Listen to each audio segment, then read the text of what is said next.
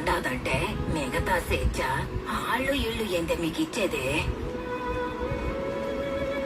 అట్టా మీరు గాని మారినారంటే 60 ఏళ్ల వయసులో నేను అర్థం చేసుకున్న స్వతంత్రం, 30 ఏళ్ల వయసులో నా కూతురుకు దొరికిన స్వతంత్రం, 15 ఏళ్ల వయసులో నా మనవరాలకి దక్కబోయే స్వతంత్రం ఇక దానికెప్పుడంటే ఒక కూతురు పుట్టినప్పుడు.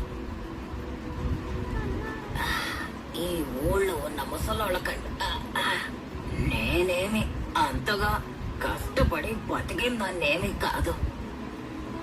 ఏదో కొంచెం తెలివితేటలతో బతికేశానంతే.